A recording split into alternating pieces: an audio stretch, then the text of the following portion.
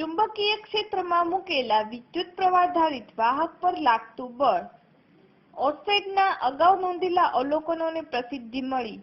તે પછી માત્ર થોડા દિવસોમાં જ વિજ્ઞાની એમ્પિયરે એક બીજું અવલોકન કર્યું. તેણે જોયું કે વિદ્યુત પ્રવાહધારિત તારને પ્રબળ ચુંબકીય ક્ષેત્રમાં મૂકતા તેના પર બળ લાગે છે. આકૃતિમાં દર્શાવ્યા મુજબ એક વાહક તારને સ્થિર પ્રબળ ચુંબકીય ક્ષેત્રમાં મૂકો. આ ચુંબકીય ક્ષેત્રમાં હલકા સુરેખ તારને બંને બાજુથી જડિત આધાર સાથે બાંધીને ક્ષેત્રને લંબ ગોઠવો. હવે તારમાંથી વિદ્યુત પ્રવાહ પસાર કરો. તમે જોશો કે તાર ઉપરની તરફ વળે છે. બેટરીના ધ્રુવોની અદલાબદલી કરી વાહક તારમાંથી વિરુદ્ધ દિશામાં પ્રવાહ વહેવડાવતા તાર નીચેની તરફ વળે છે. વાહક તારમાંથી વિદ્યુત પ્રવાહ વહે છે ત્યારે તેની આસપાસ ચુંબકીય ક્ષેત્ર ઉત્પન્ન થાય છે.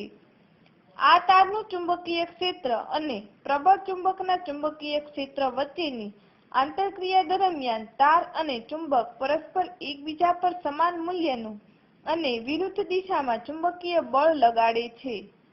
અહીં ચુંબક સ્થિર તેમજ ભારે હોવાથી તે ગતિ કરતો નથી, પરંતુ વાહક તાર હલકો હોવાથી તેના પર બળ લાગતા તે ઉપરની તરફ વળે છે.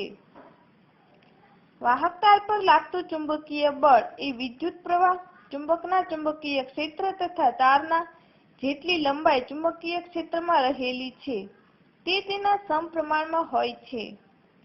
જ્યારે વાહકમાંના વિદ્યુત પ્રવાહની દિશા ચુંબકીય ક્ષેત્રની દિશાને લંબ હોય ત્યારે તાર પર મહત્તમ બળ લાગે છે. આ બળની દિશા હંમેશા વિદ્યુત પ્રવાહની દિશા અને ચુંબકીય ક્ષેત્રની દિશાને લંબ હોય છે. જો વાહક તારમાંથી વહેતા વિદ્યુત પ્રવાહની દિશા ચુંબકીય ક્ષેત્રની દિશા અથવા વિરુદ્ધ દિશામાં હોય તો તાર પર બળ લાગતું નથી. ચુંબકીય બળની દિશા ફ્લેમિંગના ડાબા હાથના નિયમ પરથી સમજી શકાય છે. ફ્લેમિંગનો ડાબા હાથનો નિયમ.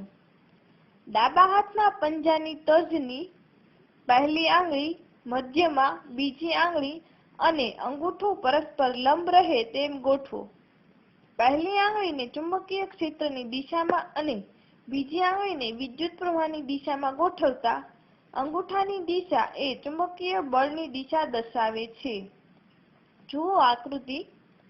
વિદ્યાર્થી મિત્રો, આકૃતિમાં હવે દર્શાવેલ પ્રયોગમાં ફ્લેમિંગનો ડાબા હાથનો નિયમ લગાવી તાર પર લાગતા ચુંબકીય બળની દિશાની ચકાસણી કરો.